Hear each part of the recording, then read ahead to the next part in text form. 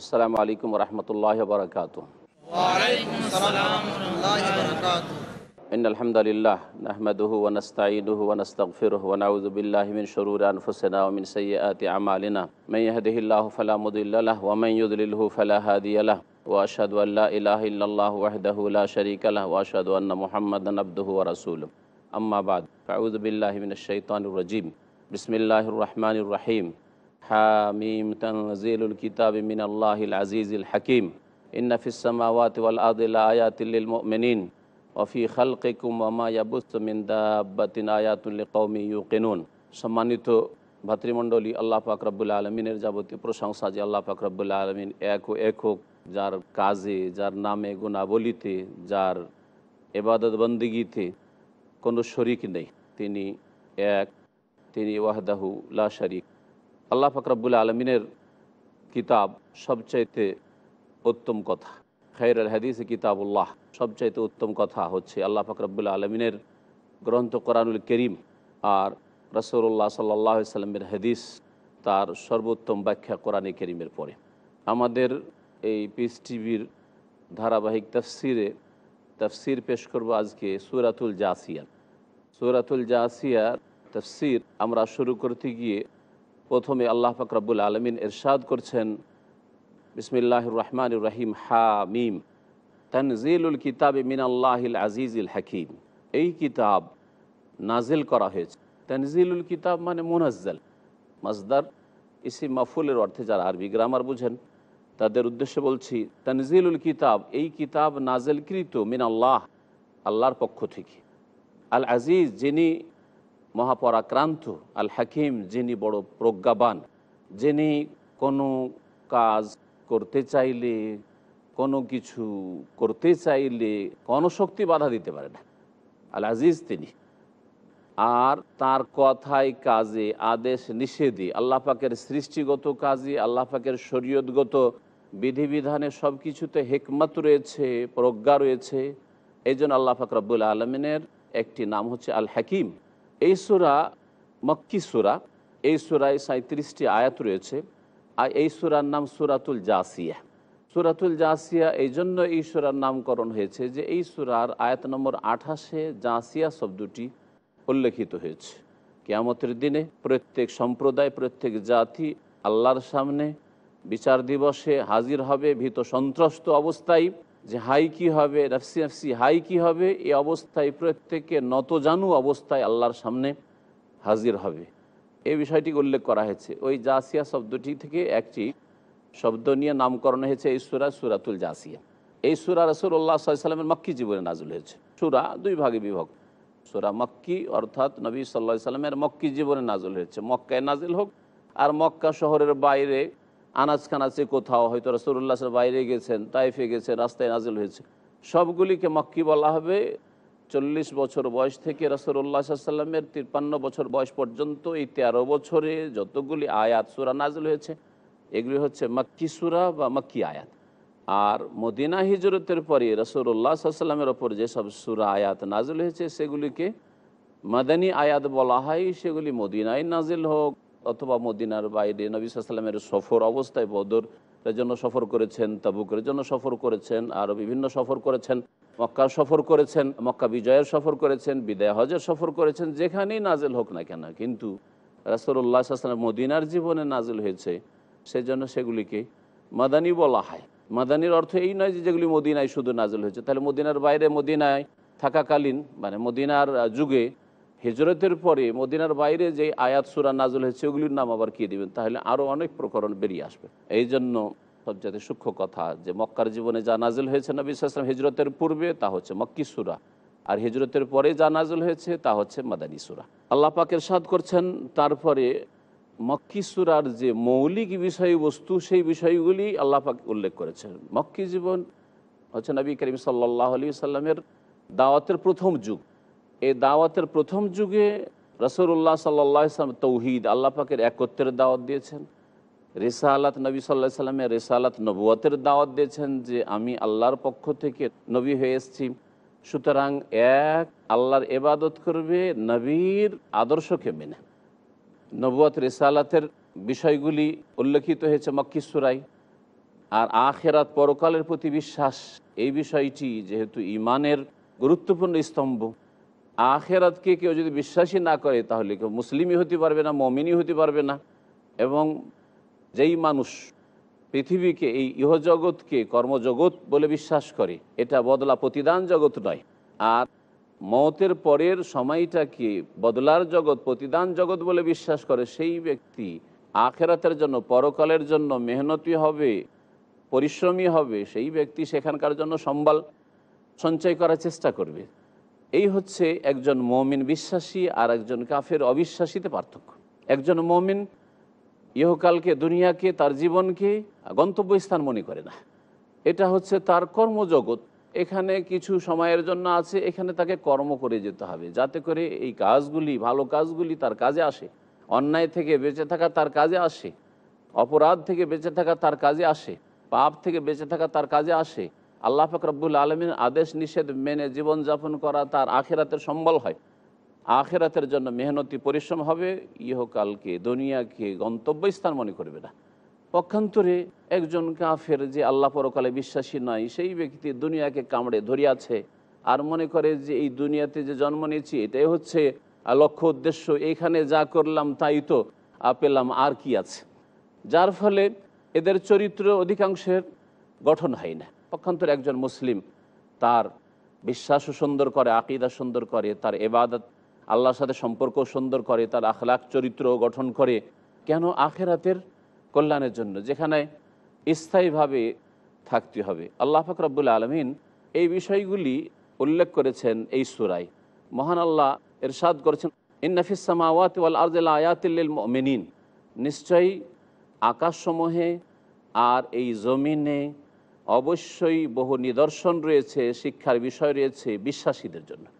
যারা বিশ্বাসী মুমিন তাদের জন্য শিক্ষার বিষয় রয়েছে কিসে? আকাশের দিকে তাকালে, এই জমিন দেখলে, জমিনে আল্লাহ পাক রব্বুল আলামিন যা সৃষ্টি করে রেখেছেন, পাহাড় পর্বত হোক, গাছপালা হোক, আল্লাহ পাকের অন্য অন্য সৃষ্টি হোক, পশু পাখি হোক, এতে বহু শিক্ষার বিষয় রয়েছে, বহু নিদর্শন রয়েছে, মানে শিক্ষার বিষয় রয়েছে। এগুলিকে আল্লাহ পাক কোরআনে কারীমের ভাষায় আয়াত বলেছেন, যা দিয়ে আল্লাহ পাক রব্বুল আলামিনের একত্ব, আল্লাহ পাকের অস্তিত্ব, আল্লাহ পাকের তৌহিদ জানা যেতে পারে। এই দিয়েও আল্লাহকে মানুষ চিনতে পারে। এগুলি কি এমনিতে তৈরি হয়ে গেছে? এগুলির ক্ষেত্রে বললেন যে প্রাকৃতিক। আর একটা ক্ষুদ্র থেকে ক্ষুদ্র সূচও যদি হয় আপনার বাড়ির, ছোট থেকে ছোট কোনো কিছুই হয়, একটা খড়কুটো হয়, তবুও বলবেন না যে এমনিতে হয়ে গেছে। হ্যাঁ, যা কিছু পৃথিবীতে আজকে আছে, কেউ কি বলবেন যে এই মোবাইলটা এমনিতে তৈরি হয়ে চলে এসছে আমার পকেটে, আমার বাড়িতে, বা আমার মার্কেটে চলে এসছে, আমার দোকানে চলে এসছে? কখনো বলবেন না। তাহলে একটা ক্ষুদ্র থেকে ক্ষুদ্র জিনিসও যদি কোথাও দেখেন, তাহলে একজন বিশ্বাসীও আর অবিশ্বাসীও, যে আল্লাহকে বিশ্বাস করে আর পরকালে বিশ্বাস করে, সেও বলবে যে আল্লাহ পরকালে বিশ্বাসী নয়, সেও বলবে যে এগুলি কেউ তৈরি করেছে আর কোথাও তৈরি হয়েছে। তাহলে বিশাল আকাশ, আর আকাশে আল্লাহ পাক যা সৃষ্টি করেছেন, এগুলি তৈরি করনেওয়ালা কেউ নেই, অবশ্যই আছেন তিনি আল্লাহ, তিনি রব। এইভাবে জমিন দেখলে আল্লাহকে চেনা যায়। এই জন্য সৃষ্টিগত আয়াত, এই দিয়েও মানুষ হেদায়েত পেতে পারে, যেমন কোরআনে কারীমের আয়াত দিয়ে হেদায়েত পেতে পারে। কোরআনে কারীমের আয়াত এগুলি হচ্ছে আয়াতে শারঈয়া, মানে বিধানগত আয়াত, শরীয়তের আয়াত, শরীয়তের আয়াত দিয়েও মানুষ হেদায়েতের পথে আসে, সঠিক পথ প্রাপ্ত হয়। আর সৃষ্টিগত আল্লাহ পাকের নিদর্শন দেখেও হেদায়েত পায়, সঠিক পথে আসে। আমরা সাধারণ মুসলিম আয়াত মানে বুঝি কোরআনে কারীমের আয়াত। আল্লাহ পাক রব্বুল আলামিন কোরআনে কারীমের আয়াতকে শুধু আয়াত বলেননি, কোরআনে কারীমের আয়াতের সাথে আল্লাহ পাক এই পৃথিবীতে বহু যেগুলি আল্লাহ পাকের সৃষ্টি রয়েছে, এই সৃষ্টিগুলিকে আয়াত বলেছেন। এই জন্য উলামায়ে কেরামরা বলেছেন যে আয়াত হচ্ছে দুই প্রকার। আয়াতে কৌনিয়া, আল্লাহ পাকের সৃষ্টিগত আয়াত, সৃষ্টিগত নিদর্শন, যেই জিনিসগুলি আল্লাহ পাক সৃষ্টি করে রেখেছেন, এতে নিদর্শন রয়েছে, আল্লাহকে চেনার উপায় রয়েছে। মানুষের সৃষ্টি আল্লাহ পাকের নিদর্শন। এই জন্য আল্লাহ পাক বলছেন, অফি আনফুসিকুম আফালা তুবসিরুন, আল্লাহ পাক রব্বুল আলামিনকে পাবে যদি তোমরা নিজেদের মধ্যেই গবেষণা করো। আফালা তুবসিরুন, তোমরা দেখো না কি? এখানে আমরা অল্প সময়ের বিরতি দিয়ে আবার আমাদের আলোচনার দিকে ফিরে আসছি।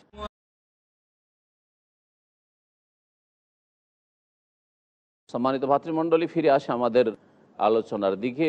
আমরা তাফসিরে ছিলাম সূরাতুল জাসিয়ার আয়াত নম্বর 3-এ আল্লাহ পাক রব্বুল আলামিন ইরশাদ করেছেন, আসমান জমিনে মুমিনদের জন্য অনেক শিক্ষণীয় বিষয় রয়েছে, আয়াত রয়েছে। এগুলি হচ্ছে সৃষ্টিগত আয়াত। আকাশসমূহ, আকাশে আল্লাহ পাক রব্বুল আলামিন যে সূর্য, চন্দ্র, গ্রহ, নক্ষত্র সৃষ্টি করেছেন, এগুলি হচ্ছে সৃষ্টিগত আল্লাহ পাকের আয়াত, নিদর্শন, যা দিয়ে আল্লাহ পাক রব্বুল আলমিনের একত্ব, আল্লাহ পাকের অস্তিত্ব, আল্লাহ পাকের তৌহিদ জানা যেতে পারে। এই দিয়েও আল্লাহকে মানুষ চিনতে পারে। এগুলি কি এমনিতে তৈরি হয়ে গেছে? এগুলির ক্ষেত্রে বললেন যে প্রাকৃতিক। আর একটা ক্ষুদ্র থেকে ক্ষুদ্র সূচও যদি হয় আপনার বাড়ির, ছোট থেকে ছোট কোনো কিছুই হয়, একটা খড়কুটো হয়, তবুও বলবেন না যে এমনিতে হয়ে গেছে। হ্যাঁ, যা কিছু পৃথিবীতে আজকে আছে, কেউ কি বলবেন যে এই মোবাইলটা এমনিতেই তৈরি হয়ে চলে এসছে আমার পকেটে, আমার বাড়িতে, বা আমার মার্কেটে চলে এসছে, আমার দোকানে চলে এসছে? কখনো বলবেন না। তাহলে একটা ক্ষুদ্র থেকে ক্ষুদ্র জিনিসও যদি কোথাও দেখেন, তাহলে একজন বিশ্বাসীও আর অবিশ্বাসীও, যে আল্লাহকে বিশ্বাস করে আর পরকালে বিশ্বাস করে, সেও বলবে যে আল্লাহ পরকালে বিশ্বাসী নয়, সেও বলবে যে এগুলি কেউ তৈরি করেছে আর কোথাও তৈরি হয়েছে। তাহলে বিশাল আকাশ, আর আকাশে আল্লাহ পাক যা সৃষ্টি করেছেন, এগুলি তৈরি করনেওয়ালা কেউ নেই, অবশ্যই আছেন তিনি আল্লাহ, তিনি রব। এইভাবে জমিন দেখলে আল্লাহকে চেনা যায়। এই জন্য সৃষ্টিগত আয়াত, এই দিয়েও মানুষ হেদায়েত পেতে পারে, যেমন কোরআনে কারীমের আয়াত দিয়ে হেদায়েত পেতে পারে। কোরআনে কারীমের আয়াত এগুলি হচ্ছে আয়াতে শারঈয়া, মানে বিধানগত আয়াত, শরীয়তের আয়াত। শরীয়তের আয়াত দিয়েও মানুষ হেদায়েতের পথে আসে, সঠিক পথ প্রাপ্ত হয়।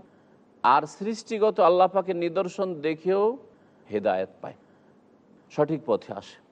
এইভাবে নবী করিম সাল্লাল্লাহু আলাইহি ওয়াসাল্লামের একটি হাদিস প্রমাণ করে যে নবী সাল্লাল্লাহু আলাইহি ওয়াসাল্লামের বাণীকে আয়াত বলা হয়েছে এই দিক থেকে যে তাতে শিক্ষার বিষয় রয়েছে, তাতে আল্লাহকে চেনার উপায় রয়েছে। নবী করিম সাল্লাল্লাহু আলাইহি ওয়াসাল্লাম বলেছেন, বাল্লিগু আন্নী ওয়ালাউ আয়া, আমার পক্ষ থেকে পৌঁছে দাও তোমরা, যদি একটা আয়াত হোক। মানে আয়াত মানে শুধু কোরআনের আয়াত নয়, বরং একটা যদি শরীয়তের বিধান হয়, শরীয়তের হুকুম হয়, মাসআলা হয়, সেটাও পৌঁছে দাও। আল্লাহ পাক রব্বুল আলামিন তারপরে ইরশাদ করেছেন মানুষের সৃষ্টির কথা, ওয়াফি খালকিকুম, আর তোমাদের সৃষ্টিতে, ওয়ামা ইয়াবুসু মিন দাব্বা, আর যা আল্লাহ পাক বিস্তৃত করে দিয়েছেন, ছড়িয়ে দিয়েছেন জীবজন্তু, আয়াত, বহু শিক্ষার বিষয় রয়েছে। তাহলে আল্লাহ পাক এখানে মানুষের সৃষ্টিতে অনেক শিক্ষার বিষয় রয়েছে। মানুষের মাথা থেকে পা পর্যন্ত আল্লাহ পাক এই জন্যই দেখতে বলেছেন। যেমন একটি আয়াত একটু আগে বললাম, আর একটি আয়াতে আল্লাহ পাক ইরশাদ করছেন মানুষকে নিজের দেহ দেখতে বলছেন, আর পৃথিবীকে দেখতে বলছেন, দিগন্তকে দেখতে বলছেন। সানুরিহিম আয়াতিনা ফিল আফাকি ওয়া ফি আনফুসিহিম, শীঘ্রই আমি তাদেরকে দেখিয়ে দেব আমার নিদর্শন সমূহ, ফিল আফাক, দিগন্তে। এই আসমান জমিনের দিকে তাকালে আল্লাহ পাকের বহু নিদর্শন দেখতে পাবে। অফি আনফুসিহিম, আর নিজেদের শরীরেও দেখতে পাবে আমার নিদর্শন, আমার আয়াত দেখতে পাবে। তো আল্লাহ পাক রব্বুল আলামিন মানুষের দেহ আয়াতের কথা বলেছেন। আর আল্লাহ পাক রব্বুল মানুষের সৃষ্টি, দিগন্তের ডানে বামে, সামনে পিছনে, ওপরে নিচে, যেখানে তাকাবেন সেখানে আল্লাহ পাকের ওয়াহদানিয়াত, আল্লাহ পাকের একত্ব সম্পর্কে জানার উপায় রয়েছে, শিক্ষার বিষয় রয়েছে। আল্লাহ পাক বলছেন যে তোমাদের সৃষ্টিতে আর জীবজন্তু যা আল্লাহ পাক ছড়িয়ে দিয়েছেন, তাতে আয়াতুন, বহু শিক্ষার বিষয় রয়েছে, লিকাউমি ইউকিনুন, যারা দৃঢ় বিশ্বাসী, সেসব লোকদের জন্য, সেসব জাতির জন্য। আল্লাহ পাক আগের আয়াতে মুমিনিন বললেন, বিশ্বাসী যারা, আর ঈমান আর ইয়াকিন, দুটোতে সামান্য পার্থক্য রয়েছে। ঈমান মানেও বিশ্বাস, আর ইয়াকিন মানে দৃঢ় বিশ্বাস। যারা বিশ্বাসী মুমিন, আর যারা দৃঢ় বিশ্বাসী, বিশ্বাস সত্যিকার অর্থে বিশ্বাস যদি হয় তো বিশ্বাস মোতাবেক কথা হবে, আর বিশ্বাস অনুযায়ী তার কাজ হবে। আপনি নিজেকে মুমিন বলছেন যে আমি বিশ্বাসী, অথচ আপনার যদি নামাজ না থাকে, অথচ আল্লাহর ভয় যদি না থাকে, আল্লাহ পাকের সামনে আপনি দাঁড়াতে হবে, জবাবদেহি করতে হবে, এই চিন্তা যদি না থাকে, কিয়ামতে হাজির হলে প্রথম মুসলিমের হিসাব হয় 5 ওয়াক্ত সালাত নামাজ সম্পর্কে, এই চিন্তাই যদি না থাকে, আল্লাহ পাক রব্বুল আলামিন সব কিছুর হিসাব নেবেন, অঙ্গ প্রত্যঙ্গের হিসাব নেবেন, অঙ্গ প্রত্যঙ্গকে বলতে বলবেন, মুখ বন্ধ করে দেওয়া হবে, কথা বলবে, কোনো অঙ্গ সাক্ষী দেবে যে হ্যাঁ কথা ঠিক, আপনার কি এগুলোতে বিশ্বাস নেই? যদি বিশ্বাস থাকে তাহলে বিশ্বাসী মুমিন, আর বিশ্বাস যদি থাকে তাহলে সেই অনুযায়ী কাজ হবে, আপনার জীবনে সংশোধন হবে। আর জাতিতে মুসলিম, জাতিতে মুমিন বলছেন নিজেকে, কিন্তু বিশ্বাস মোতাবেক কোনো কাজ দেখা যাচ্ছে না, আল্লাহ পাকের কমপক্ষে ফরজ অজেবটা তো ঠিক রাখতে হবে, হারাম নাজাইজ থেকে তো বেঁচে থাকতে হবে। আপনি সুন্নত মুস্তাহাব নফল করতে পারছেন না, আপনি অপ্রীতিকর অপছন্দনীয় কাজ মাকরুহাত থেকে বাঁচতে পারছেন না, আপনি দুর্বল ইমানের মানুষ, কিন্তু আপনার ফরজই ঠিক নেই, আপনার হারাম থেকে বেঁচে থাকাই ঠিক নাই, তাহলে বিশ্বাস কোথায় আছে? সুতরাং আজকের অধিকাংশ মুসলিমরা গতানুগতিক মুসলিম। সত্যিকার অর্থে বিশ্বাস থাকলে সেই অনুযায়ী কাজ হবে, কথা হবে, চালচলন তৈরি হবে। আল্লাহ পাক রব্বুল আলামিন তারপরে ইরশাদ করেছেন ওয়াখতিলাফিল লাইল ওয়ান নাহার, রাত আর দিনের আবর্তন। ওমা আনজালাল্লাহু মিনাস সামাই মিন রিজক, আর আল্লাহ পাক যে আকাশ থেকে যে উপজীবিকা নাজিল করেছেন, রিজিক নাজিল করেছেন। আল্লাহ আকাশ থেকে রিজিক নাজিল করেছেন মানে ভাগ্যে আল্লাহ পাক রিজিক নির্ধারণ করেছেন, একটি তাফসীর হতে পারে। আরেকটি তাফসীর হতে পারে যে রিজিক এখানে বৃষ্টিকে বোঝানো হয়েছে, কারণ পানি না থাকে কারও রিজিক আসবে না, না পশু পাখি খেতে পাবে, না মানুষ খেতে পাবে, দুর্ভিক্ষ নেমে আসবে। আল্লাহ যে নাজিল করে থাকেন, অবতীর্ণ করে থাকেন আকাশ থেকে মিরিজক অর্থাৎ বৃষ্টি। ফাহিয়া বেহিল আরদ, এখানে বৃষ্টিকে বিশেষ করে বোঝানো হয়েছে, কারণ এই বৃষ্টি দ্বারা আল্লাহ পাক রব্বুল মৃত ভূমিকে, মৃত জমিনকে জীবন দান করে থাকেন। তাই আল্লাহ পাক বলছেন ফাহিয়া বেহিল আরদা বাদা মৌতিহা, এই জমিন, এই ভূমি মরে যাওয়ার পরে অর্থাৎ অনাবাদ হয়ে যাওয়ার পরে, আবাদযোগ্য নেই, চাষি আবাদ করতে পারছে না জমি, তারপরে আল্লাহ পাক রব্বুল আলামিন বৃষ্টি বর্ষণ করে, বৃষ্টিকে আল্লাহ পাক রিজিক বলেছেন। রিজিক আসে এই বৃষ্টির মাধ্যমে। বৃষ্টি যদি আল্লাহ পাক না দেন তাহলে রিজিক আসতে পারে না। তাই আল্লাহ বলছেন যে এই রিজিক দিয়ে, বৃষ্টি দিয়ে মৃত ভূমিকে বা জমিন মরে যাওয়ার পরে, অনাবাদ হয়ে যাওয়ার পরে তাকে প্রাণ দান করে আল্লাহ পাক রব্বুল আলামিন। ওয়া তাসরিফির রিয়াহে, আর বাতাসের পরিবর্তনে আল্লাহ পাক রব্বুল আলামিন বাতাসকে যে পরিবর্তন করেন, একবার পশ্চিম দিক থেকে, একবার পূর্ব দিক থেকে, একবার উত্তর দিক থেকে, একবার দক্ষিণ দিক থেকে, কখনো বাতাস ঝোড়ো বাতাস, কখনো হালকা বাতাস। ও তাসরিফির রিয়াহ আয়াতুন, এতেও অনেক শিক্ষার বিষয় রয়েছে। এটা কি সব প্রাকৃতিক এমনিতে হচ্ছে, না এগুলির পিছনে কোনো শক্তি আছে? যদি কোনো শক্তি থাকে তিনি একমাত্র আল্লাহ রব্বুল আলামিন, না কোনো ওলি, না মুর্শেদ, না আর কোনো উপাসক। আল্লাহ পাক বলছেন যে এতে আয়াতুন, অনেক শিক্ষার বিষয় রয়েছে, লিকাউমি ইয়াকিলুন, জ্ঞানী জাতির জন্য, জ্ঞানী জাতির জন্য। মহান আল্লাহ তারপরে ইরশাদ করছেন যে তিলকা আয়াতুল্লাহ, এগুলি হচ্ছে আল্লাহ পাকের আয়াত। যে আয়াতগুলি এই সূরায় শোনালাম, এগুলি হচ্ছে আল্লাহ পাক রব্বুল আলামিনের আয়াত, এগুলো হচ্ছে শরীয়তের আয়াত। নাতলুহা আলাইকা বিল হক, আল্লাহ পাক বলছেন হে নবী তোমাকে আমি পড়ে শোনাচ্ছি, অর্থাৎ তোমার ওপর নাজেল করছি, তোমার ওপর পড়ে শোনাচ্ছি বিল হক, যথাযথভাবে, বিশেষ উদ্দেশ্য নিয়ে। এই নয় যে আয়াত নাজিল হবে আর মানুষের পরিবর্তন হবে না। ঘরে কোরআনে কারীম রয়েছে আর কোনো পরিবর্তন নেই, কোরআনে কারীম মন্ত্রের মতো পাঠ করছে কিন্তু জীবনে কোনো পরিবর্তন নেই, সংশোধন নেই, এরকম না। আল্লাহ পাক বিশেষ উদ্দেশ্য নিয়ে বিল হক না, আর যা আল্লাহ নাজিল করেছেন তা হচ্ছে হক, সত্য। এটাও তার তাফসীর হতে পারে, না তুলু আলাইকা বিল হক, হে নবী তোমাকে আমি পড়ে শোনাচ্ছি বিল হক, নাই সঙ্গত। ফাবে আইয়ি হাদিসিন বাদাল্লাহি ওয়া আয়াতিহি উমিনুন, সুতরাং তারা আল্লাহ পাকের পরে এবং আল্লাহ পাকের আয়াতের পরে আর কোন বাণী রয়েছে যার প্রতি তারা বিশ্বাস করবে? আল্লাহর প্রতি যদি বিশ্বাস না করে, আল্লাহ পাকের বিধান, আয়াত, কোরআনে কারীমের প্রতি বিশ্বাস না করে, তাহলে আর কি বিশ্বাস করবে? রাসূলুল্লাহ সাল্লাল্লাহু আলাইহি ওয়াসাল্লাম মক্কি জীবনে তৌহিদের দাওয়াত দিচ্ছিলেন, আর আরব মুশরিকরা আল্লাহর একত্বে বিশ্বাসী ছিল না। আল্লাহকে বড় এলাহ মনে করত, আর দেবদেবীকে ছোট এলাহ মনে করত, যে এদেরকে আল্লাহ পাক ভাগ বন্টন করে দিয়েছেন। যেমন আজকাল মুসলিম সমাজে অনেকের মধ্যে এইরকম ধারণা রয়েছে যে আল্লাহ পাক রব্বুল আলামিন তার কাজ কর্মগুলিকে অলি আউলিয়া গৌস কুতুবদেরকে ভাগ করে দিয়েছেন। একই আকীদা, কোনো পার্থক্য নেই। আল্লাহ পাক বলছেন যে আল্লাহর প্রতি যদি তারা বিশ্বাস না করে, আর আল্লাহ পাকের আয়াতের প্রতি বিশ্বাস না করে, আল্লাহ পাকের বিধান কোরআনে কারীমের প্রতি বিশ্বাস না করে, তাহলে আর কোন বাণী রয়েছে তা তাদেরকে সৎপথ দেখাবে যে বিশ্বাস করবে, তাতে তাদের ইহকাল পরকাল কল্যাণ রয়েছে। ওয়াইলুল লিকুল্লি আফাকিন আসিম, তারপর আল্লাহ পাক বলছেন যে দুর্ভোগ রয়েছে, সর্বনাশ রয়েছে প্রত্যেক মিথ্যুকের জন্য। আফাক যারা চরম মিথ্যাবাদী, আর আসিম পাপিষ্ট, যারা পাপিষ্ট মিথ্যাবাদী, তাদের জন্য দুর্ভোগ রয়েছে ইহকাল পরকালে। আল্লাহ পাক যেন সতর্ক করছেন আরব মুশরিকদেরকে, কোরাইশদেরকে, বিশেষ করে মক্কার লোকদেরকে, কারণ নবী সাল্লাল্লাহু আলাইহি ওয়াসাল্লাম প্রথম দাওয়াত শুরু করেছেন মক্কাতুল মুকাররমা থেকে, যে তোমরা যদি মিথ্যা রচনা করো, আল্লাহর কিতাবকে বলো যে সেহের জাদু, নবীকে যদি বলো সাহের জাদুকর, মিথ্যা কথা যদি রচনা করো আর আল্লাহর কিতাবের প্রতি বিশ্বাস না করো, তাহলে তোমাদের জন্য দুর্ভোগ রয়েছে, আর তোমরাই হচ্ছে পাপিষ্ট, পাপিষ্টর জন্য ধ্বংস রয়েছে।